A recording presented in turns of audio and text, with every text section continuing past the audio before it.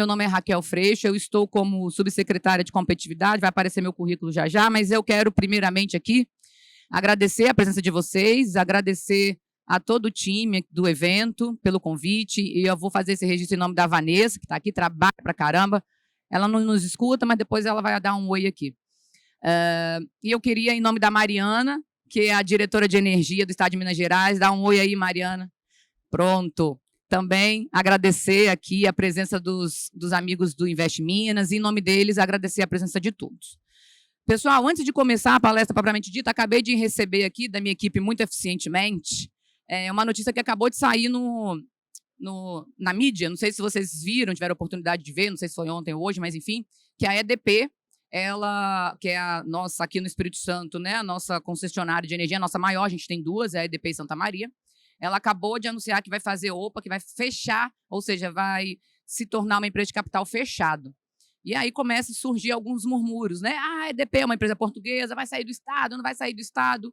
Bom, somado a isso, importante também fazer a seguinte reflexão.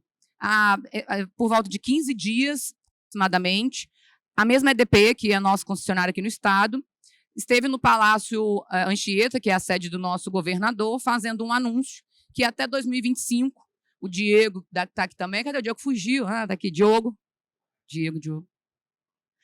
O Di também estava lá, né? Eles fizeram um investimento de que até 2025, e aí você me disse se eu errei os números, eles pretendem investir aproximadamente 4 bi especificamente em energias renováveis, né? Na geração de usinas solares. Então, e aí a grande justificativa da EDP é de que não se trata de desinvestimento, né? Não se trata de pedir eventualmente falência, mas sim que ela quer exatamente fazer o que nós estamos nos propondo a conversar aqui, investir mais e mais em energias renováveis. Empresa de companhia de capital aberto, assim como no governo, muitas vezes acaba sendo muito burocrático, pesado, porque você tem uma série de etapas de governança para serem vencidas, e quando você é uma empresa, por exemplo, não listada na B3, você tem agilidade na tomada de decisão, possivelmente é isso que vai acontecer. Ou seja, vocês já começam com essa notícia, o que é bom, tá? Sempre vamos olhar o copo mais cheio. Acabam de ter vários outros concorrentes de peso integradores, inclusive como uma grande concessionária como a EDP. Isso quer dizer o seguinte, que como a Vanessa, Júlia, acabou de dizer aqui, é um mercado em franca expansão. E aí, pessoal, eu não vou falar aqui, obviamente, de questões técnicas, porque isso todo um time tem competência. Eu não vou nunca aqui, né, entrar na seara da Bárbara Rubim, mas o meu objetivo aqui, e foi muito acertada a escolha da equipe, é, como governo, trazer um olhar desse mercado, ou seja, das políticas públicas para esse setor, de modo que é difícil a gente falar em tranquilidade, né? Ai, vai estar tudo bem, não vai ter nenhuma intercorrência. É impossível falar sobre isso. Mas o objetivo nosso é mostrar como esse assunto vem sendo construído no Espírito Santo e como ele é prioritário para nós, como essas políticas estão sendo desenvolvidas para que vocês tenham um mínimo de conforto e segurança jurídica para que continuem prosperando. Então, meu bate-papo aqui, eu não vou falar de potência, etc., é bem mais abrangente para mostrar, então, raciocínio de como nós estamos construindo as nossas políticas públicas, porque é importante, elas são para vocês, e, consequentemente, trazer essa segurança de que elas não vão ser desfeitas da noite para o dia, porque não é uma decisão de um governador, de um governo ou de uma pessoa, mas uma decisão de Estado, né? Uma decisão muito mais ampla.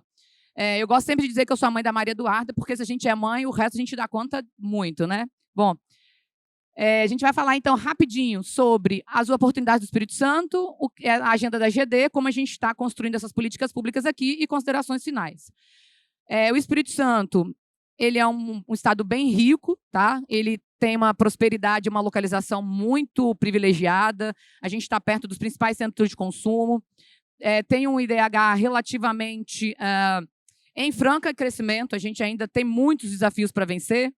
Nós temos um PIB de aproximadamente 21 bi, renda per capita, nós somos nota A no Tesouro. O que isso quer dizer? Eu gosto muito, a gente gosta muito do governo dizer. Pensa o seguinte, vocês têm empresa, possivelmente, não é isso? Você precisa ter condições de criar despesa, mas também saber que, eventualmente, tem caixa para bancar essas despesas. Tá? Quando um Estado, dentro do Tesouro Nacional, ele é notado, falando bem resumidamente, tá bem, pessoal?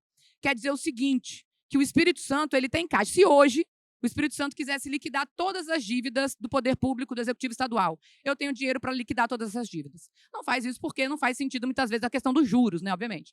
O que isso quer dizer para vocês? Ah, Raquel, eu estou aqui falando de energia solar, sem falar disso? Sim. O que isso quer dizer?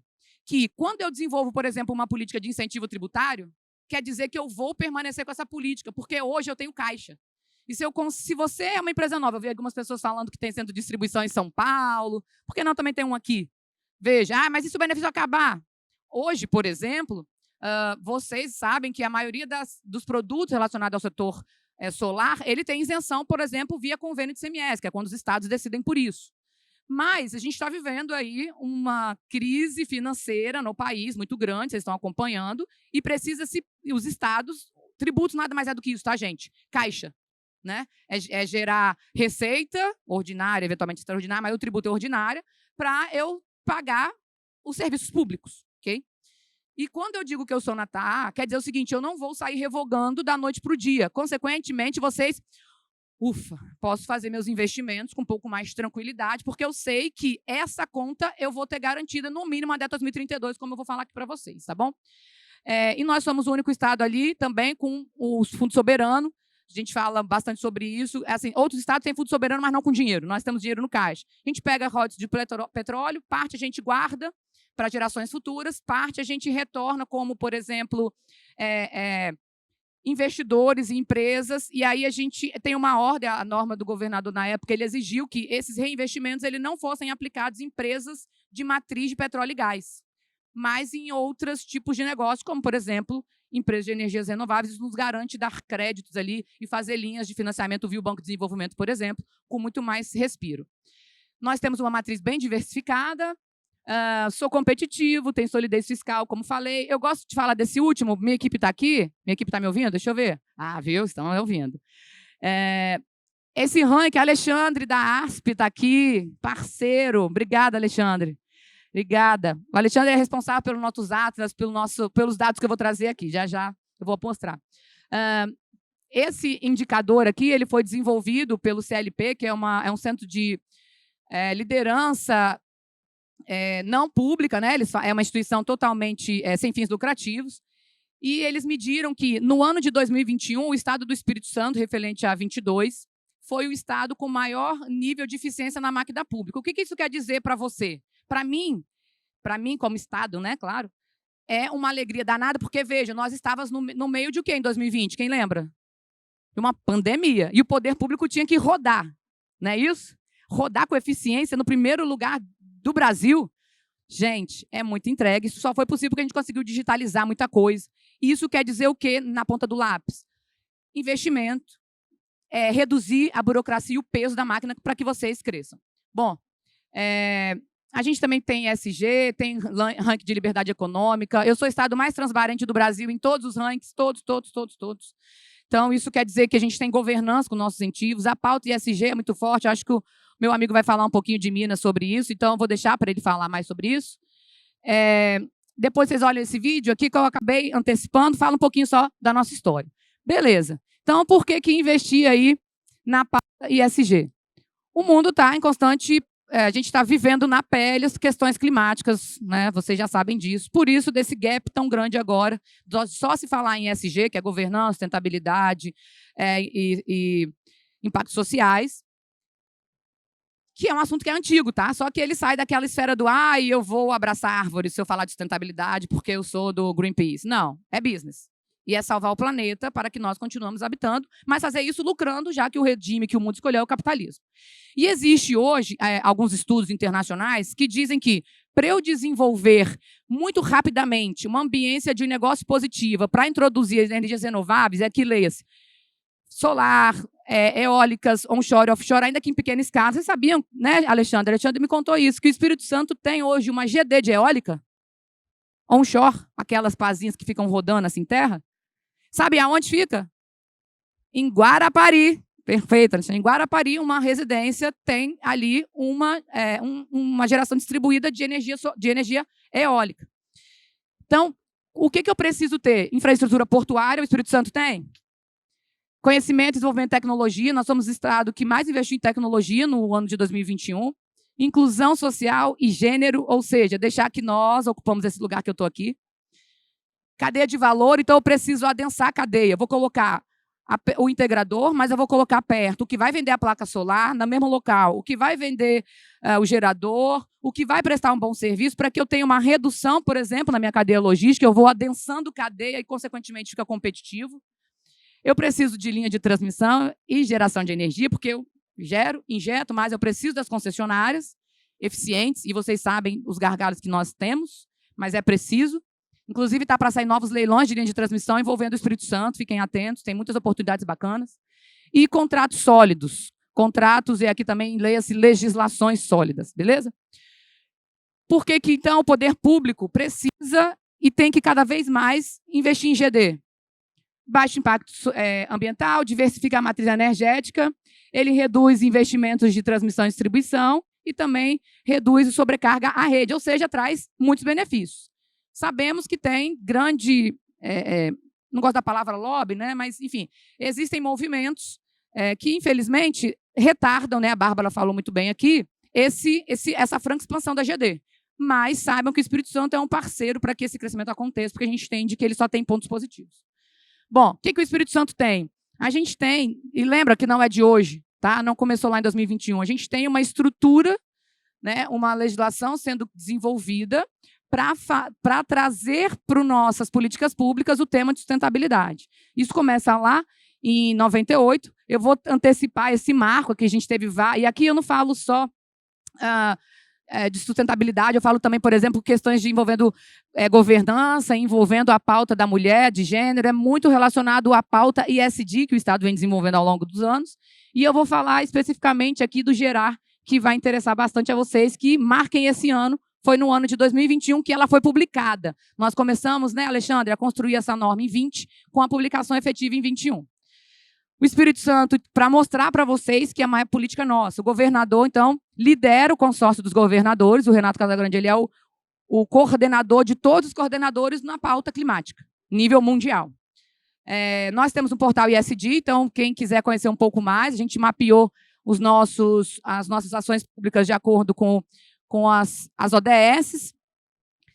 Nós lançamos o ano passado o nosso Atlas Eólico Onshore Offshore, não sei se vocês acompanharam, foi uma parceria muito legal com o governo da Alemanha, investimento 100% do governo alemão, e a gente consegue agora, com dados secundários, mostrar para vocês o potencial que o Espírito Santo tem na geração de energia a partir do vento. Aqui é um exemplo dessa notem que, bastante vermelho, né? Bastante vocação climática.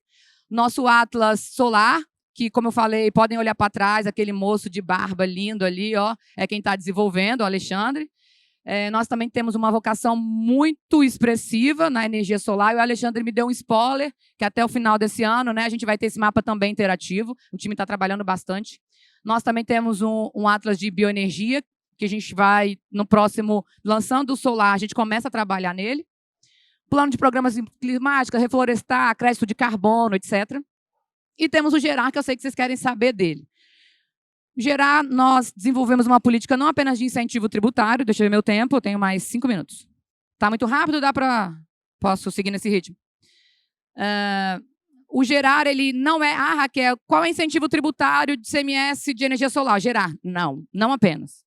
O GERAR, nós desenvolvemos ele com base nas normas internacionais de política pública. Eu estava conversando agora com o time de Minas, que política boa a gente se copia e adapta de acordo com a realidade local, como nós fizemos com algumas legislações de Minas relacionadas ao licenciamento ambiental. Então, esse modelo do GERAR, ele não é um modelo que nós desenvolvemos, acordei. É um modelo que roda no mundo. Então, existe um órgão hoje chamado IRENA, que é a Agência Internacional de Energias Renováveis, e ele diz o seguinte: para que políticas públicas se tornem efetivas, ou seja, que elas só não fiquem no papel e levem resultado para a sociedade, esse é o modelo mais apropriado que se trabalha esses assuntos. Nós inovamos um pouquinho, né? Mas quais são esses eixos? Tem instrumentos regulatórios efetivos, legislações claras, simples, descomplicadas. Por exemplo, a gente tinha um arcabouço muito engessado para licenciar energia solar no Estado. A partir do geral, o IEMA fez uma nova resolução que hoje delega ali até, acho que, salvo engano, 10 megas para os municípios. Então, a gente já começou a dar passos, tá? como a própria norma tributária também, nós publicamos, enfim, instrumentos regulatórios para que dê segurança jurídica para o empreendedor. Vou deixar incentivos tributários por último. Pesquisa em desenvolvimento. Eu preciso ser competitivo no assunto. Preciso reduzir CAPEX e aumentar meu lucro, não é isso? Como eu faço isso? Injetando inovação, injetando tecnologia. O poder público tem que ser parceiro nisso. E hoje nós, por exemplo, não sei se vocês já ouviram falar, a gente tem muito orgulho do CEPID, que é o Centro de Tecnologia e Inteligência Artificial do Espírito Santo, fica ali em Cariacica, e ele é todo equipado para trabalhar tecnologia. Hoje, por exemplo, a Embraer está fazendo teste com aviões 100% automático, sem intervenção humana. É uma parceria de UFES, CEPID e Embraer. E lá também, por exemplo, tem estudos robustos, inclusive com tecnologia que a gente espera já botar para o mercado já, que é relacionado à energia solar. Tem algumas árvores que a turma tem feito. Se vocês passearem depois, visitarem o Parque do Governador, já vai ter fruto dessa equipe lá. Financiamentos, então a gente precisa também estimular aos bancos públicos, aqui a gente tem o Bandes, o Banestes, e também intervir e pedir o apoio de fundos federais para trazer funding para vocês. Então, o Bandes, por exemplo, ele traz algumas linhas de crédito interessantes, principalmente para pequenos negócios. Então, vale super a pena vocês conferirem. E se não tiver muito boa, vocês procurem a gente, porque a gente conversa com o Bandes para dar uma apertada neles, viu? E aqui foi o eixo que nós inovamos. O desenvolvimento... Pode falar que a gente é a pé, ó, Diogo ali. Nós criamos o eixo de desenvolvimento regional, que é uma premissa do governador. Não pode um estado ser próspero se só um município ou só uma região é próspera. Então, se vocês viram lá naquele meu mapa anterior aqui, que várias das minhas vocações de radiação solar estão em municípios muito pequenos. E, muitas vezes, a estrutura do poder municipal é tímida, falta técnicos. Então, nós auxiliamos a esse time para poder dar, enfim, agilidade a essas políticas para que elas sejam implementadas. Avancei. Acesso à rede. Deixa eu respirar nesse momento. Aqui é um eixo que a gente trabalha diariamente para ser um intermediador, um integrador, vamos usar o termo de vocês, entre quem? Entre você, empreendedor, e a distribuidora concessionária de energia. Porque é puxado, né? E eu sinto bem na pele que vocês me ligam bem. Então, assim, a gente sabe que é um desafio, e aí, quando o poder público entra, eles... tem um contribuinte até me olhando aqui. Mas a gente liga, e a gente insiste. E aí a gente consegue, enfim, dar um pouco mais de robustez nessas conversas para tentar desgargalar ali. Eu não tenho poder regulatório sobre eles, mas a gente entra como parceiro do empreendedor aqui no Estado. Então, a EDP... Quando fala que é Raquel Freixo, eles nem atendem mais, mas eu continuo ligando. Agora estou botando minha equipe para ligar. E, por fim, incentivos tributários. Bom, incentivos tributários, vamos lá. Eu estava brincando ali com o Tiago ali fora. O que você quer, Tiago? Que você reduz todos os impostos. Bom, não dá, né? Porque eu sou Estado, só posso reduzir o ICMS. E já reduzi. Então, hoje, o que a gente tem especificamente quando eu falo de energias renováveis, tá? Quando eu falo de fotovoltaica, eu falo... nós aderimos, né, como a maioria dos estados do Brasil, que está todos, ao convênio de ICMS que reduz, isenta o ICMS para importação de placas e outros componentes. E, mais recentemente, lá naquela data que eu falei para vocês decorarem, estou quase acabando, nós instituímos o GERAR, que exatamente usando um instrumento legislativo, copiamos a legislação de Minas para também isentar até 5 megas a geração de energia foto a partir... isentar até 5 megas a geração de energia fotovoltaica. Bom, o que a gente tinha quando criamos a legislação? Um pouco diferente de Minas, porque a Fazenda tinha uma preocupação arrecadatória, etc. À época, nós não isentávamos a TURGE, e aí veio uma alteração legislativa, que é a Lei Complementar 194, e o Espírito Santo, está aqui como Santa Catarina, é o único que, a partir dessa norma, ela reduziu, então, a incidência do ICMS, ou seja, retirou da base, do bolo de cálculo do tributo a TURGE, mantém a isenção, e sobre a TE, é importante, o Espírito Santo ainda continua no bolo, tá? Do incentivo tributário. Qual que é a grande questão e que vocês precisam ficar atentos, e nós também estamos atentos. O que é conceito de TE para os estados, que hoje a gente tem vários encargos, não é isso? Sendo discutidos no âmbito do CONFAS. mas a gente tem avançado bastante com os outros estados nesse assunto. Tá? Nós também agora, foi publicado no início desse ano, no final do ano passado, desculpa, em dezembro do ano passado, a prorrogação dessa isenção, que vai até 2032, assim como nossos colegas de Minas o fizeram, tá bem? Há algumas discussões aqui, que estão só para deixar aí na zona de atenção. A gente tem o Marco Legal da Geração Distribuída, certo? Que ela traz lá o conceito de mini e microgeração, não é isso? Que diz que é até 5 megas, exceto se for qual fonte? Solar, que ela reduz para 3, salvo engano. Então, esses 5 megas vão ser garantidos até 2032, mesmo com esse marco legal federal? Por enquanto, sim. Quem vai decidir isso, se vai reduzir ou não ali esse percentual? O CONFAS, que tem debatido o assunto, tá bem? Então, fiquem atentos. Se isso acontecer, Raquel, a isenção era até 5, agora é 3, vocês reduziram? Nós não. Os estados, eventualmente, decidiram sobre isso. E uma coisa interessante também, né? Notem que quando a gente fala, a Bárbara falou bastante disso aqui, de toda, né, muitas vezes a contradição de alguns órgãos reguladores no que se refere à geração distribuída e energia solar. Para mim, é uma opinião pessoal, o marco legal deixou bem claro isso. Então, eu tenho ali um limite ali de 5 megas, mas para solar é um pouco diferente. Eu lembro que, à época também, o BNDES ele traz ali diversos emissões de debêntures verdes, né, as green bonds, e aí ele exclui desse conceito de debêntures verdes, por exemplo, projetos solares. Então, começou, olha, está crescendo muito o mercado, deixa, né, como a gente via falando, deixa eu reduzir um pouquinho isso aqui. E por que é importante aquela minha conversa lá no início? Para o meu estado, isso continua sendo importante. Vai continuar sendo, eu já sinalizei. O governador, inclusive, emitiu uma carta dizendo que não vai revogar nenhum incentivo. Consequentemente, se amanhã ou depois o convênio de ICMS, que é isento as placas, é revogado, porque os estados querem receita. O que eu faço? A gente tem outros incentivos tributários, como o Compete, por exemplo, que reduz para 1% na venda de produtos, enfim, o Investe. A gente continua tendo outros arcabouços tributários que irão, sem dúvida nenhuma, continuar amparando todo o setor. Ok? Só para finalizar, então, olha esse gap aqui. Ó. Aqui é a nossa evolução da capacidade instalada aqui no Espírito Santo. Reparem ali que no ano de 2021, o amarelinho é conexões solar, não é isso, Alexandre? Estou certo? Veja o gap que se tem ali em 21 e 22, mais que de 200% novos números de conexões no estado. Porque sempre a gente ouve muito, Rio de Janeiro, Espírito Santo é tímido na geração solar. É verdade, porque nós demoramos muito de fazer bem feito como os nossos amigos de Minas. Mas quando fizemos, olha a evolução, em 2 anos. Então a tendência é o quê? Crescimento. Uma vez que eu, Estado, entrei com um estímulo e sinalizei para vocês que invista aqui. Tá? Isso aqui, a evolução. Aqui, por exemplo, o Alexandre me explicando que essa linha em vermelho era a projeção que a agência reguladora fazia dos novas conexões, considerando ali a história, não é isso? O acompanhamento histórico das conexões novas. Só que olha o que eles estimavam, por exemplo, em novembro de 22, e olha o que efetivamente aconteceu. Então, estimava-se, por exemplo, 7 mil novas conexões aqui no estado. E, efetivamente, aconteceram 23 mil. Então, a gente tem 4 milhões de habitantes, tem muita casa ainda para vocês botarem placa, viu?